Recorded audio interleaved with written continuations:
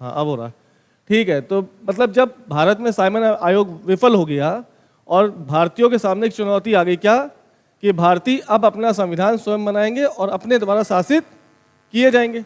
इस चीज को सुलझाने के लिए सर्वदलीय सम्मेलन की आयोजन किया गया, यानी 3 सर्वदलीय सम्मेलन बुलाए गए। इस सर्वदलीय सम्मेलन का मतलब क्या है? ऑल पार्टी कॉन्फ्रेंस, मतलब भारत में स्थित सभी जो दल हैं वो सब एक मंच पर इकट्ठा होंगे और संविधान बनाने का प्रयास करेंगे, जिसमें हिंदू महासभा भी है, मुस्लिम लीग भी है, बहिष्करणी भारत समाज भी है अंबेडकर साहब का, और कांग्रेस सबसे बड़ी दल के रूप में आई है। यह सर्वदलीय सम्मेलन पहला होगा कब? फरवरी 1928, दूसरा मई 1928 और दिसंबर 1928। पहला सर्वदलीय सम्मेलन कहाँ होगा? दिल्ली, दूसरा बॉम्बे और तीसरा कलकत्ता। इन तीनों सम्मेलन में संविधान निर्माण की पृष्ठभूमि तैयार होगी। लेकिन महासभा कुछ अलग राग अलाप रही है, मुस्लिम लीग अलग राग अलाप रही है और अंबेडकर साहब की पार्टी अलग राग अलाप रही है। यानी इन तीनों विरोध के आधार पर सर्वदलीय सम्मेलन विफल हो जाएगा और नेहरू की 11 सूत्री मांगे इस सर्वदलीय सम्मेलन में पास नहीं की जाएंगी। लेकिन अगली बार जब कलकत्ता अधिवेशन होगा, कांग्रेस का वार्षिक अधिवेशन, तब इसमें नेहरू की 11 सूत्री मांगों को स्वीकार कर लिया जाएगा। जैसे ही 11 सूत्री मांगों को स्वीकार किया गया, उसके बाद क्या हुआ था? कलकत्ता अधिवेशन में मांग रखी गई सरदार वल्लभ भाई पटेल द्वारा कि हमें 1 वर्ष के भीतर डोमिनियन स्टेटस की मांग को पूरा करना पड़ेगा, यानी अंग्रेज डोमिनियन स्टेटस हमें 1 वर्ष के भीतर देंगे, अदरवाइज हम पूर्ण स्वराज की मांग करने लगेंगे। और इनको पता था कि 1 वर्ष के भीतर अंग्रेज डोमिनियन स्टेटस भारत को नहीं दे पाएंगे। जैसे ही नहीं दे पाएंगे, 1929 के लाहौर अधिवेशन में पूर्ण स्वराज की मांग कर ली गई। ठीक है, अब इसके बाद हमने राउंड टेबल कॉन्फ्रेंस देखे कि नहीं? क्योंकि इस समय कैसा आंदोलन चल रहा है? कौन सा आंदोलन चालू हो गया 1930 में?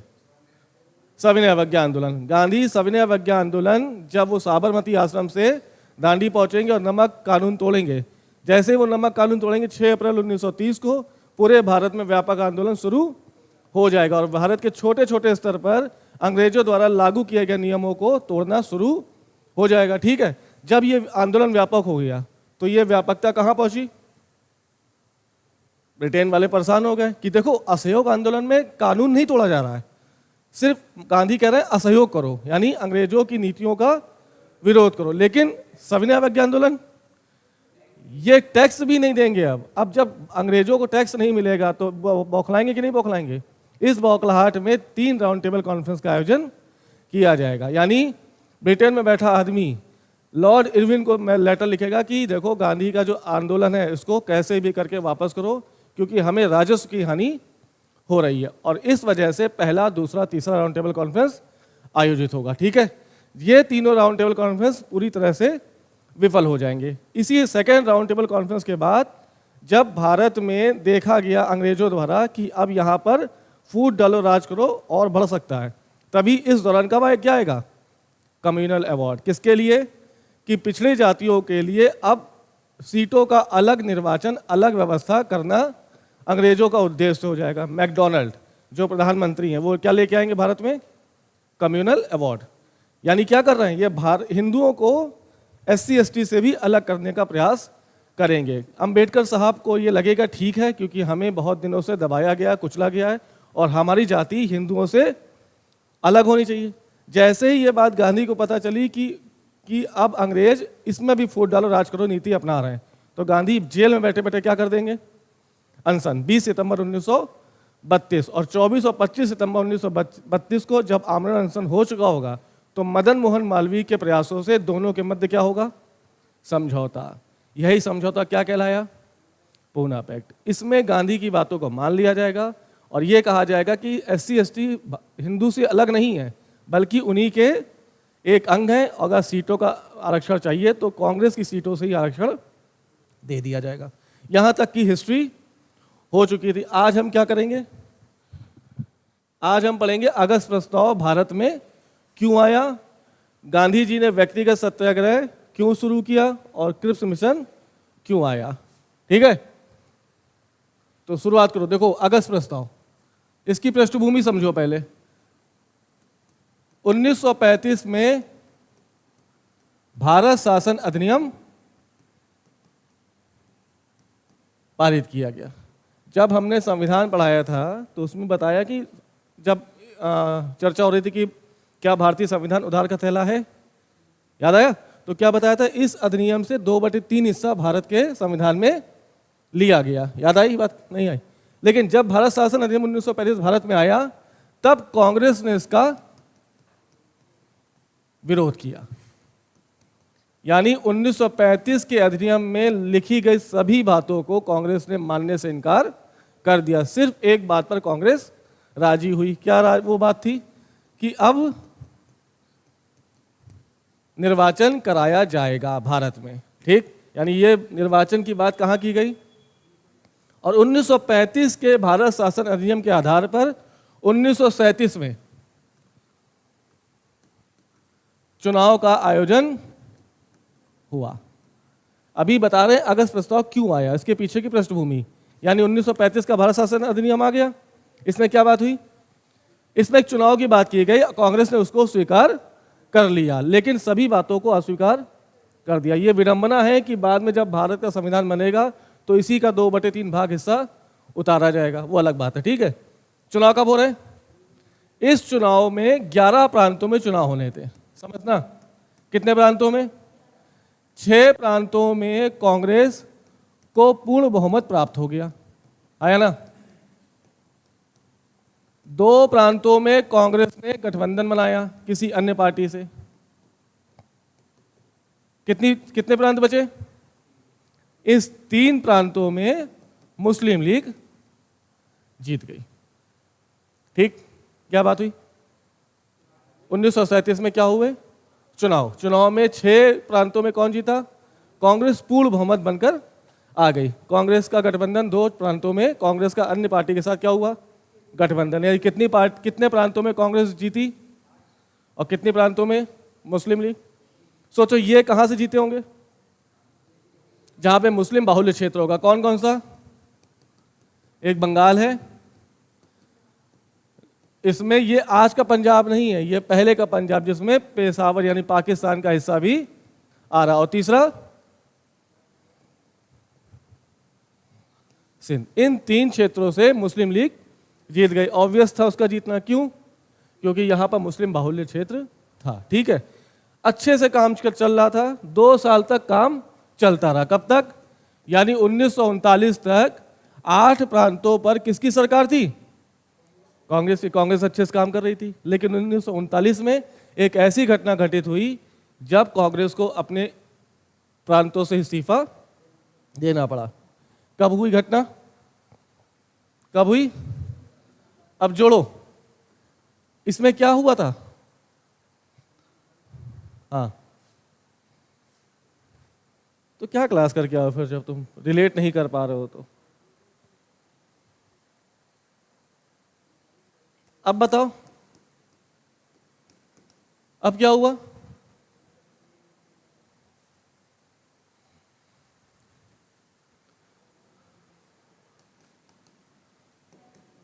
सेकेंड वर्ल्ड वॉर की स्टार्टिंग हो गई जब जर्मनी ने पोलैंड पर आक्रमण कर दिया।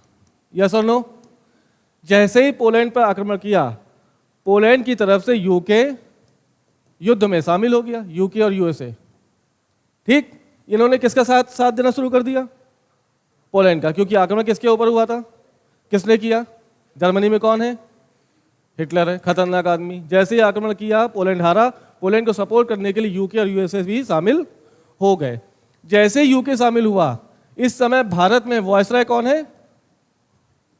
Lord Linlithgow.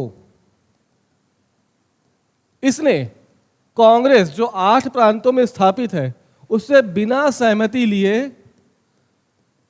अचानक से अपने आप से घोषणा कर दी कि इस सेकेंड वर्ल्ड वॉर में भारत भी शामिल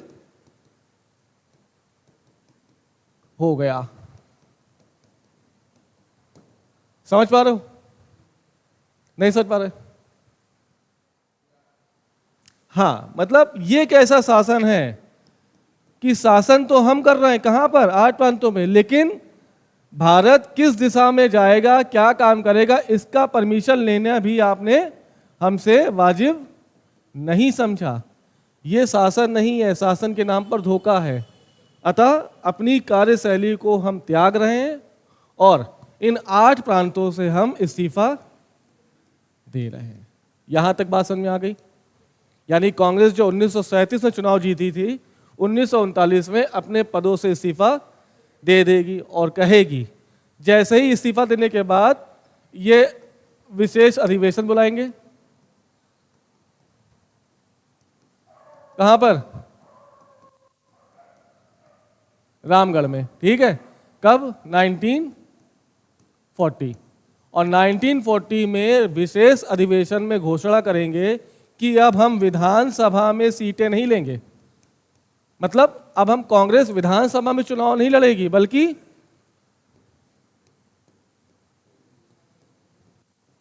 केंद्रीय सरकार का गठन करेगी। अब मतलब जो प्रांतों में जीत के आए थे, अब प्रांतों से हमें मतलब नहीं है। अब हम अपनी सरकार का गठन कहां पे करेंगे? केंद्र के लेवल पर। यह बात अंग्रेजों को सही लगेगी? नहीं लगेगी। हो सकता था अगर सेकेंड वर्ल्ड वॉर ना हो रहा होता तो कांग्रेस की इस घोषणा का अंग्रेजों पर कोई खास प्रभाव नहीं पड़ता। लेकिन अंग्रेज कहां बिजी हैं? वो वर्ल्ड वॉर संभालें कि भारत की स्थिति संभालें? है ना। उनको तब दिक्कत होगी जब वर्ल्ड वॉर स्टार्ट हो चुका है। इस बात को सही करने के लिए, यानी इस बात को रोकने के लिए क्या होगा? समझ रहे हो मेरी बात? यहां तक क्या हुआ? अभी तक क्या हुआ? ठीक है। इस्तीफा देने के बाद क्या कहा? विशेष अधिवेशन बुलाया रातों रात और कहा कि रामगढ़ अधिवेशन में कि अब हम विधानसभा और विधान परिषद में अब सीटें नहीं जीतेंगे, बल्कि अब केंद्रीय सरकार का गठन करेंगे। ये मांग अंग्रेजों को शायद खलती नहीं, लेकिन कब खलती? जब सेकेंड वर्ल्ड वॉर स्टार्ट हो चुका था। ऐसे में अंग्रेज वर्ल्ड वॉर सुलटाते कि भारत की राजनीतिक व्यवस्था को सुधारते। ठीक है। इस चीज को सुलझाने के लिए अंग्रेजों ने भारत के सामने क्या रखा? एक नया झुंझुना, जिसे हम किस नाम से जान रहे हैं? हाँ या ना? समझ में आई बात? पक्का? ये अगस्त प्रस्ताव आया और भारत में कुछ प्रस्ताव रखे, जिसमें से पहला प्रस्ताव क्या है कि हम आपको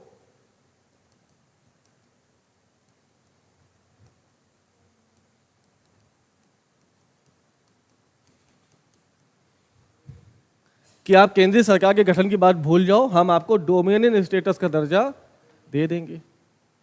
हम मांग कब रहे थे? ये हम 1928 में मांग रहे थे, नेहरू रिपोर्ट में।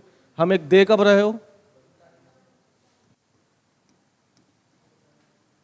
12 साल बाद। जो चीज हम 12 साल पहले मांग रहे हैं, तुम 12 साल बाद दे रहे हो, हम क्या एक्सेप्ट करेंगे? हमने कहा हमें नहीं चाहिए। किसने नहीं चाहिए? कांग्रेस ने कहा हमें नहीं चाहिए। दूसरी चीज कहा कि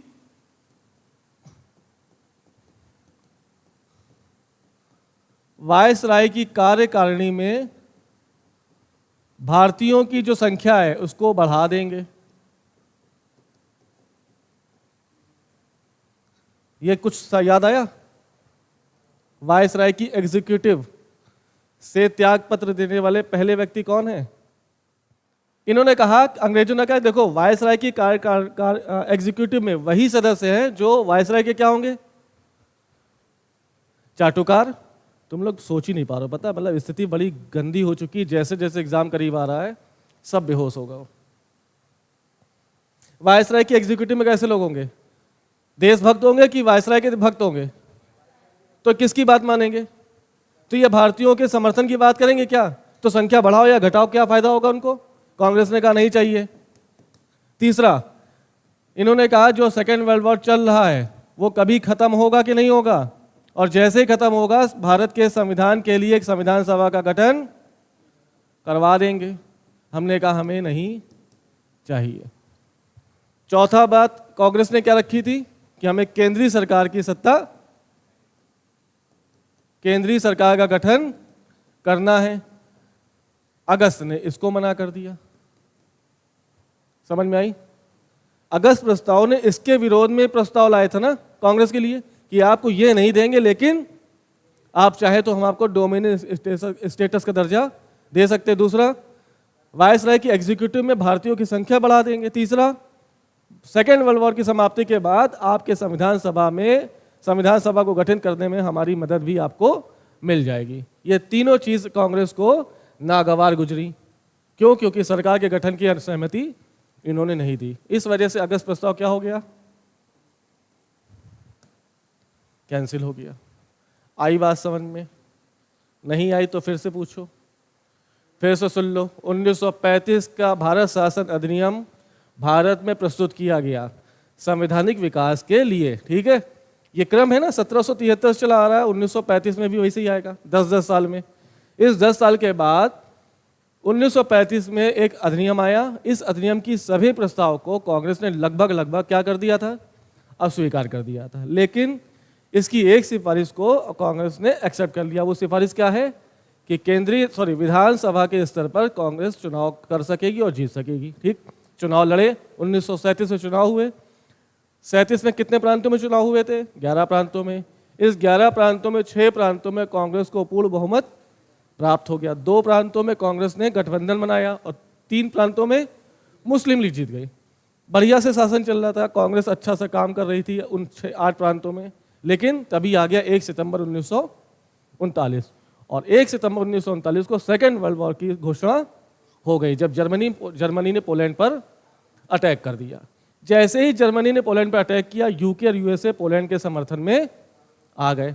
बस गलती हुई लिन लिथगो द्वारा। क्या किया उसने घोषणा पत्र जारी किया और कहा कि आज से भारत भी सेकेंड वर्ल्ड वॉर में शामिल किया जा रहा है। अब भारत का निर्णय लेने के लिए अंग्रेज निर्णय ले रहा है, जबकि कांग्रेस चुनाव जीतकर कांग्रेस 8 प्रांतों में स्थापित हो चुकी। तो पूछना चाहिए था ना, इनसे नहीं पूछा गया, जिस कारण कांग्रेस ने 1939 को क्या कर दिया?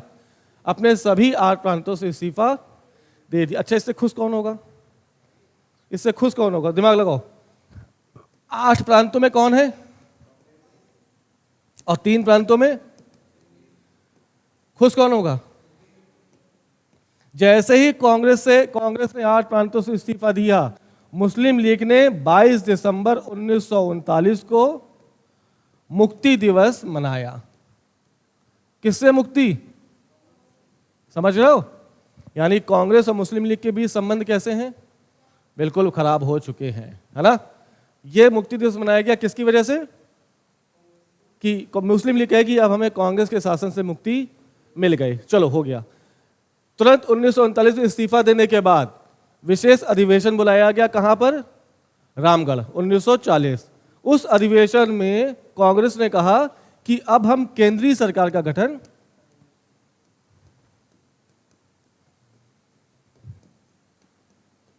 जैसे ही ये बात अंग्रेजों तक पहुंची, अंग्रेज वर्ल्ड वॉर में क्या थे? लिप्त थे। वो स्थिति संभालते कि कांग्रेस की इस मांग को पूरा करते। उन्होंने क्या किया? झुंझुना दे दिया। झुंझुना क्या है? वो वही अगस्त प्रस्ताव है। इस अगस्त प्रस्ताव में 3 मांगे कांग्रेस के लिए रखी गई। पहली क्या है कि अब हम आपको डोमिनियन स्टेटस का दर्जा प्रदान कर देंगे। दूसरा, वायसराय की कार्यकारिणी में भारतीयों की संख्या में वृद्धि कर देंगे। तीसरा, कि जब सेकेंड वर्ल्ड वॉर खत्म हो जाएगा तब हम आपके संविधान सभा के निर्माण में आपकी मदद करेंगे। कांग्रेस ने कहा हमें ये तीनों नहीं चाहिए, क्योंकि आपने हमारी केंद्रीय राष्ट्रीय सरकार की बात को इनकार कर दिया। यहां तक समझ में आ गया। जैसे ही अगस्त प्रस्ताव कैंसिल हुआ, यानी अगस्त प्रस्ताव क्या हो गया? विफल हो गया। इस विफलता के चलते गांधी ने व्यक्तिगत सत्याग्रह की घोषणा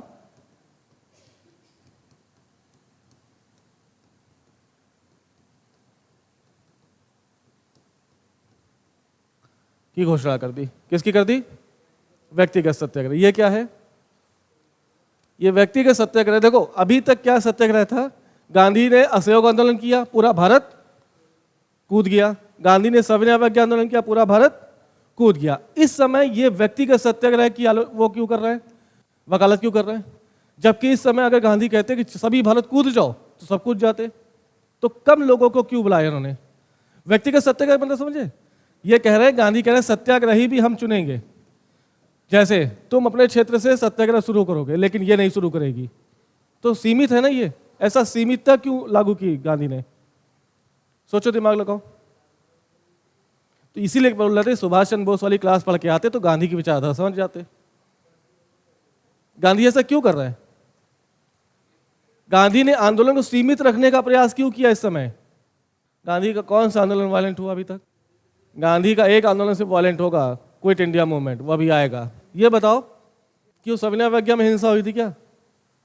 फिर वो तो बहुत बड़ा आंदोलन था। ये टाइम कैसा है? ये टाइम कैसा है? जब यूके बुरी स्थिति में है। हाँ है ना?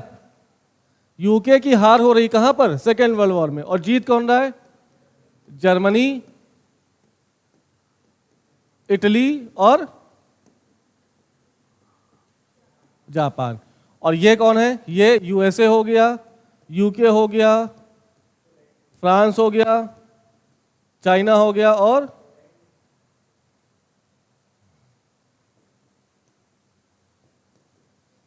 इनका ये पूरा गठबंधन, ये पूरा अलायंस हार रहा है। और ये इनका ये अलायंस जो एक्सिस अलायंस के नाम से जाना जा रहा है, वो क्या हो रहा है? वो जीत रहा है। समझते रहे ना? यानी सेकेंड वर्ल्ड वॉर में पल्ला किसका भारी है?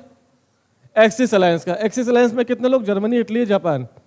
और यहां पर जो फ्रेंडली अलायंस है, मित्र राष्ट्र, उसमें किसका पल्ला हल्का हो गया? चाहे यूके हो, चाहे यूएसए हो, चाहे फ्रांस हो, चाहे चाइना हो, चाहे रसिया। ये सेकेंड वर्ल्ड वॉर में हार रहे हैं। किस समय? ये 40 का समय। शुरुआत में जर्मनी ने बहुत पटका है। किसको? अंग्रेजों को। बहुत बुरी तरह से कुत्ता बनाया है इसको। लेकिन कुछ परिस्थितियां चेंज होंगी। जर्मनी में हिटलर सुसाइड कर लेंगे, इटली में मुसोलिनी को मार दिया जाएगा, और जापान पे 6 अगस्त 9 अगस्त को क्या पड़ेगा? बम। इसके बाद से यूएसए और यूके बहुत अचानक से ऊपर उड़ जाएंगे। एक समय ये था कि ये कहा जा रहा था कि जर्मनी का जो नाजीवाद है, ये नाजीवाद समझते हो? हिटलर की विचारधारा है। ये नाजीवाद पूरे विश्व पर कायम होने वाला है। ऐसी ऐसी बातें होने लगी थी। लेकिन परिस्थितियां किस करवट बैठेंगी ये कोई नहीं जानता। ठीक है, चलो। तो क्या गांधी क्या कह रहे हैं कि इस समय हमारा दुश्मन तो यही है ना? गांधी की विचारधारा समझना। इस समय हमारा दुश्मन बुरी परिस्थितियों से घिरा हुआ है, और चाहे दुश्मन हो चाहे मित्र हो, अगर बुरी परिस्थितियों में घिरा हो तो उसके ऊपर अटैक नहीं करना चाहिए। इस वजह से सिर्फ ये विरोध है, आंदोलन नहीं है। इस वजह से गांधी ने क्या किया कि हमने विरोध दिखाने के लिए व्यक्तिगत सत्याग्रह शुरू किया। लेकिन बेचारा ये फंसा है, इसलिए इसको परेशान करना हमारा उद्देश्य नहीं है। यानी व्यक्तिगत सत्याग्रह का उद्देश्य अंग्रेजों को परेशान करना नहीं था, बल्कि अपना विरोध प्रदर्शन करना था। समझ में आई बात? पक्का? और यह व्यक्तिगत सत्याग्रह 1940 से शुरू हुआ, 1942 तक चलता रहा। पूछा जाता है कहां से शुरू हुआ व्यक्तिगत सत्याग्रह? थोड़ा सा देख लो। व्यक्तिगत सत्याग्रह का आह्वान किसने किया? गांधी जी। सत्याग्रह शुरू कहां से हुआ? तो महाराष्ट्र के पवनार आश्रम से। पहले सत्याग्रही कौन थे? तो आपका नाम आंसर होना चाहिए विनोबा भावे। दूसरे कौन थे? तो आपका नाम आंसर होना चाहिए जेएल नेहरू। तीसरे कौन थे? तो आपका आंसर होना चाहिए ब्रह्मदत्त। चौथे कौन थे? तो आपका आंसर होना चाहिए गोपालाचारी, राजगोपालाचारी। ये 4 याद रख लेना मेरे कहने पे। हालांकि अभी तक ये और ये पूछा गया है, बस तीसरे चौथे नहीं पूछा गया। ठीक है, पहला पूछा गया और दूसरे पूछा गया कि दूसरे सत्याग्रही कौन है। ऑप्शन में राजेंद्र प्रसाद भी था, विनोबा भावे भी था, और नेहरू भी थे, और एक और था। तो तुम्हें पता होगा, याद होगा तभी कर पाओगे, नहीं तो अभी 2 साल पहले की घटना है, ये क्वेश्चन पूछा गया। ठीक, तो पवनार आश्रम से व्यक्तिगत सत्याग्रह शुरू हो गया। और कब? 1940 से लेकर 42 तक चलता रहा। यहां तक समझ में आ गई है? यानी अगस्त प्रस्ताव आया, फेल हो गया, अगस्त प्रस्ताव के फेल होने के कारण गांधी ने क्या आंदोलन शुरू किया? व्यक्तिगत सत्याग्रह। यह सीमित क्यों था?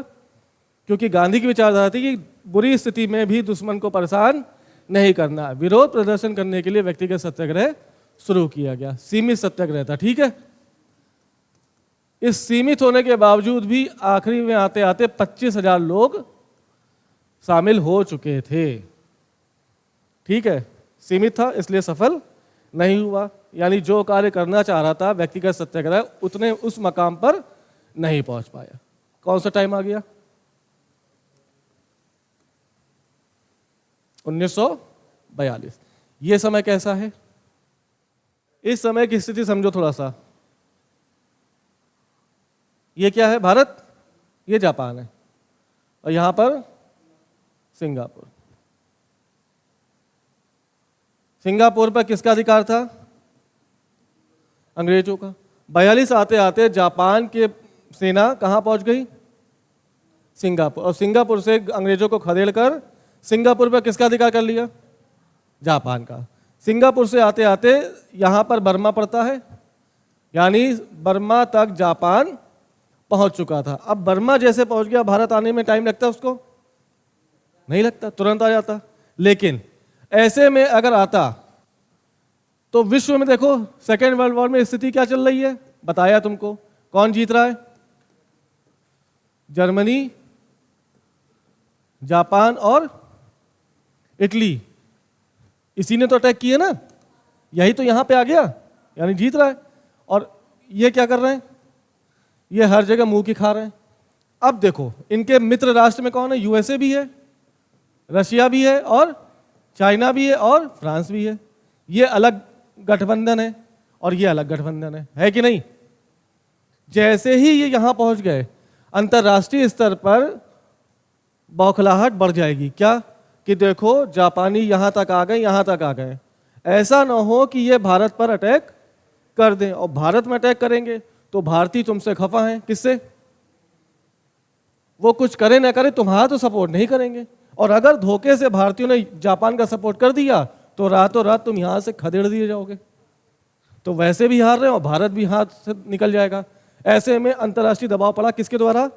यूएसए और यूएसए और फ्रांस ने किस पर दबाव डाला? यूके पर, कि तुम्हें सपोर्ट मिले ना मिले, कम से कम भारतीयों को दिखाओ कि जैसे ही खत्म होगा युद्ध हम आपके साथ हो जाएंगे और भारत को छोड़कर चले जाएंगे। यानी एक झुंझुना अब फिर देने का वक्त आ गया। किसको? लेकिन भारतीय इतने भी बेवकूफ नहीं जितना ये समझ रहे थे। अगस्त प्रस्ताव हमने कैंसिल कर दिया था कि नहीं कर दिया था? अब अगस्त प्रस्ताव से और थोड़े से आगे की बात को ये लेके लाएंगे। कहां पर?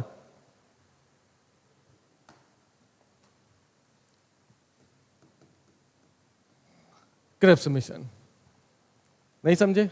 यानी अगस्त प्रस्ताव आया, फेल हो गया। फेल होने के बाद विनोबा भावे व्यक्तिगत सत्याग्रह की शुरुआत गांधी द्वारा कर दी गई। 2 साल तक चलता रहा, लेकिन आंदोलन उतना ज्यादा सफल नहीं हो पाया। 42 आते आते आंदोलन में गति क्या होने लगी? कम होने लगी। ठीक है। इसके साथ साथ अंतर्राष्ट्रीय स्तर पर क्या चल रहा है? अंतर्राष्ट्रीय स्तर पर देखा तो वर्ल्ड वॉर चल रहा है। इसमें जापान बहुत ज्यादा ऊपर निकल गया, यानी जापान ने सिंगापुर को जीत लिया है। यह सिंगापुर पहले किसके अधिकार में था? यूके।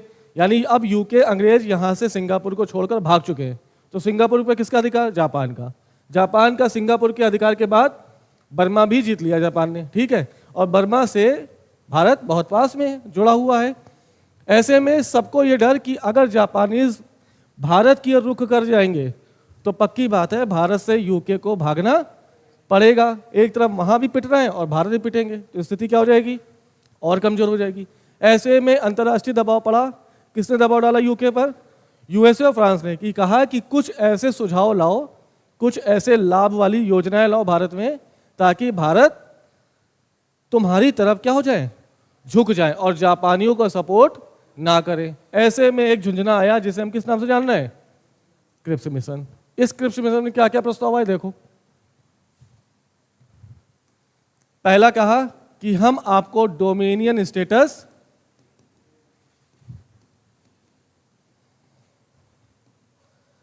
कांग्रेस कह रही हम तो पहले मना कर चुके, फिर काहे ले आए?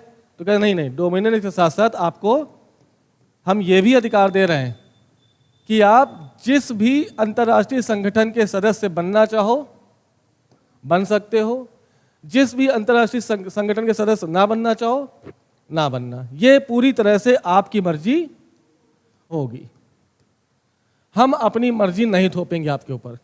आपको यूएनए का सदस्य बनना आप बन जाइए, आपको नाटो का सदस्य बनना आप बन जाइए, आपको वारसा पैक्ट का साइन करना है आप कर लीजिए, कोई दिक्कत नहीं, लेकिन हम इस पर आपकी अपनी मर्जी नहीं थोपेंगे।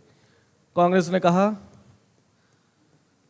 पूर्ण स्वतंत्रता से कम अब हमें कुछ भी नहीं चाहिए। दूसरी शर्त क्या की क्रिप्स ने कहा हाँ कि संविधान सभा का निर्माण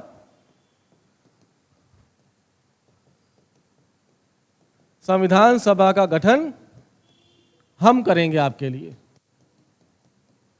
और संविधान सभा में जो लोग होंगे वो दो स्तर से आएंगे, यानी जो भारत के ब्रिटिश प्रांत हैं जहां पर अंग्रेजों का प्रत्यक्ष राज है, वहां से निर्वाचन करा लो किसी भी व्यक्ति का, जो जीतेगा वो संविधान सभा में आ जाएगा।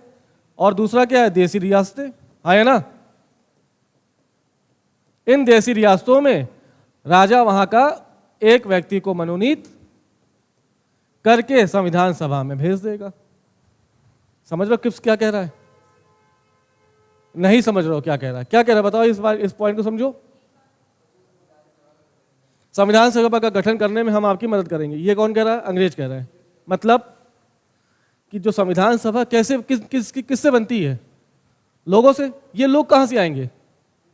क्योंकि चुनाव से इस्तीफा कांग्रेस दे चुकी ना, अब कौन निर्वाचन हो रहा है? तो अभी निर्वाचन 45 में होगा, उसके पहले 44 में ये आ गया क्रिप्स, सॉरी 1942 से क्रिप्स आ चुका है। चुनाव नहीं हुए, और जो चुनाव 37 में होते कांग्रेस ने इस्तीफा दे दिया। अब संविधान सभा का गठन कैसे होगा? तो कांग्रेस कह रहा है कि ब्रिटिश फ्रांस से निर्वाचन करा लो, और देसी रियासतों से वहां का राजा एक व्यक्ति को मनोनीत करके कहां भेज देगा। कांग्रेस को क्या दिक्कत होगी इसमें? दिमाग लगाना। कांग्रेस इस शर्त को क्यों नहीं मानेगी? नहीं, निर्वाचन तो ठीक है, निर्वाचन तो कांग्रेस के लोग ही होंगे। यहां पे दिक्कत देखो, देसी रियासत किसके प्रति लॉयल है? अंग्रेजों के। राजा किसके प्रति लॉयल है? राजा जिस व्यक्ति को मनोनीत करेगा वो किसके प्रति लॉयल होगा? तो संविधान सभा का गठन जो संविधान बनाएगी वो कैसा संविधान बनाएगी? वो अंग्रेजों के प्रति लॉयल वाला संविधान बनाएगी ना, कि भारतीयों के प्रति? इस वजह से कांग्रेस ने कहा ये मनोनीत का सिद्धांत आप क्यों ला रहे हैं? आपको किसने अधिकार दिया? संविधान सभा मेरी, भारतीयों की, संविधान बनाने वाले हम, संविधान बनेगा किसका? हमारा। आपको किसने अधिकार दिया मनोनीत करने का? हम यहां भी चुनाव कराएंगे। समझ में आई बात? तीसरी शर्त। तीसरी क्या बात बोली किसने? क्रिप्स ने। तीसरी बात कही कि जो भी संविधान बनेगा, किसका? कौन बनाएगा? संविधान सभा। जो भी संविधान बनेगा उससे कोई भी प्रांत अलग हो सकता है और अपना अलग संविधान भी बना सकता है। तो ऐसा संविधान से फायदा क्या? सोच रहे हो ये बात क्या कह रहा है? कि कोई भी राज्य, जैसे मान लो उस समय यूपी तो नहीं था, जैसे बॉम्बे को संविधान सभा द्वारा बनाए गए संविधान पसंद नहीं आया, तो अंग्रेज क्या करें कि कोई बात नहीं, आप अलग रह सकते हैं। यानी भारत अलग और बॉम्बे, अब जब अलग है तो इसका संविधान भी, समझ लो। तो क्रिप्स का उद्देश्य क्या था? एक ऐसा टूटा फूटा भारत देना जिसको संभालते संभालते, जिसको बर्दाश्त करते करते पूरी जीवन बीत जाए। किसका? और आज तक भी भारतीय संविधान अगर ऐसा होता तो 552 भारत के टुकड़े हो चुके होते, क्योंकि उस समय देशी रियासतें कितनी हैं? अब सोचो, कोई भी रियासत, रियासत का मतलब जहां का राजा हो, राजा छोटा भी होगा ना, छोटा राजा छोटी जगह क्या राजत्व तो पर स्वीकार कर लेगा, लेकिन बहुत बड़े साम्राज्य का नौकर उसको बनना पसंद नहीं आएगा। समझ लो, वो क्या कहता, हर एक छोटी रियासत क्या कहती, नहीं हमें अलग संविधान चाहिए।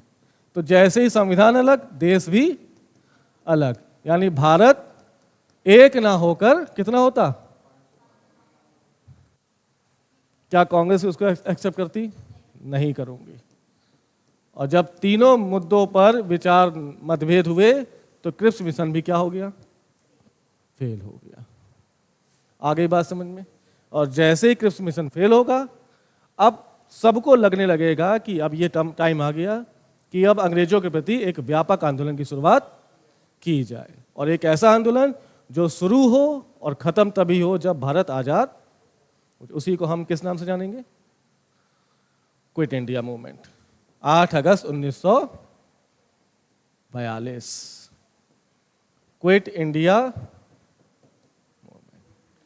ये कल करेंगे और कल भारत आजाद हो जाएगा। चलो ठीक है, ओके बाय।